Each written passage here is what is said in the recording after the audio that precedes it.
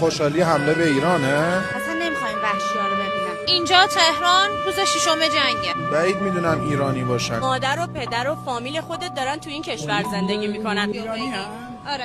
نمیدونم اینا دلشون به کی خوشه. اینا یه آدمای بیشور و نفهمی هستن، آدم فروشن، هم وطن فروشن. آدمای کثیف. هر فشاری که رومونه از منافقین و مزدورای داخلیه. یکی مثل اینایی که تو کشورهای دیگه نشستن خوشیاشون رو دارن، شعار اینو میدن که ما وطن پرستیم. ما ایرانیم، اینا دارن 170 تا دانش آموز رو میکشن، اینا دارن مردم ایران رو میکشن. وطن پرستون کسایی هستن که شبای سرد تو خیابونا میان برای جمهوری اسلامی، برای سوگ پدرشون اینجا به جماعت نشستن. انتظار داری کشوری که برای هیچ کس آبادانی به ارمغان نیاورده برای شما بیاره؟ چرا همچین فکری رو میکنی؟